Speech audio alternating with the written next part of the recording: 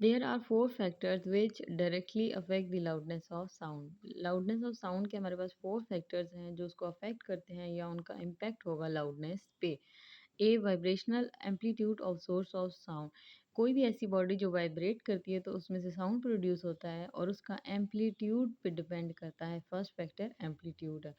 Vibrational amplitude has direct relation with loudness of sound. It means that greater vibrational amplitude of vibrating object source of sound will cause production of high loudness sound.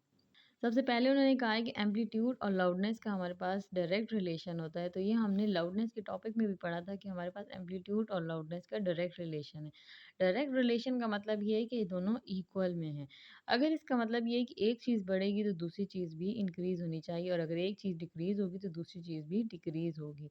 तो यहाँ पर इन्होंने जैसे कहा हुआ है कि हमारे पास ग्रेटर लाउडनेस है तो ग्रेटर एम्पलीट्यूड होगा तो हमारे पास हायर लाउडनेस प्रोड्यूस होगी और अगर हम लेस या स्मॉल लाउड एम्पलीट्यूड की बात करेंगे तो हमारे पास जो लाउडनेस ऑफ साउंड है वो भी डिक्रीज हो जाएगी। तो हमें ये पता चल रहा है कि अगर एक चीज़ इंक्रीज हुई तो दूसरी भी इंक्रीज, अगर एक चीज़ डिक्रीज तो दूसरी चीज़ भी डिक्रीज हो रही है। तो ये हमारे पास डायरेक्ट रिलेशन है। B surface area of source of sound. और दूसरा हमारे पास फैक्टर है सरफेस एरिया। कोई भी ऐसी वाइब्रेटिंग बॉडी जिसमें से साउंड प्रोड्यूस हो रहा है उसकी एरिया पे भी डिपेंड करती है। Surface area is directly proportional to the with loudness of sound. It's mean that a greater surface area of source of sound will produce a sound of high loudness. Surface area भी हमारे पास जो है वो directly proportion है। Directly proportion of loudness क्या है तो इसका मतलब यहाँ पर भी अगर एक चीज़ इंक्रीज़ होगी तो दूसरी चीज़ भी इंक्रीज़ होगी। फॉर एग्जांपल हम ऐसा कोई ड्रम की बात करें, बीटिंग ड्रम जिसका सरफेस एरिया बहुत ग्रेटर हो तो अगर उसको बीट किया जाएगा स्टिक के साथ तो उसमें से एक लार्जेस्ट साउंड प्रोड्यूस होगा। और अगर इसी तरह हम कोई स्मॉल एरिया की चीज़ लें तो उसको अगर बीट करें तो उसमें से हमारे पास जो है वो small amount of source produce होगा या साउंड प्रोड्यूस होगा। इसका मतलब ये है कि ये भी हमारे पास डायरेक्टली रिलेशन है। अगर एक चीज़ इंक्रीज़ करेगी तो दूसरी चीज़ भी इंक्रीज़ करेगी और अगर एक चीज़ डिक्रीज़ करती है तो दूसरी चीज़ भी डिक्रीज़ कर जाएगी। तो यहाँ पर उन्होंने कहा हुआ है कि अगर ग्रेटर सरफेस एरिया है तो हमारे पास जो साउंड प्रोड्यूस होगा वो भी हाई होगा, लार्ज होगा। Third, distance from the source of sound. Source of sound से डिस्टेंस, और ये हमारे पास थर्ड फैक्टर है।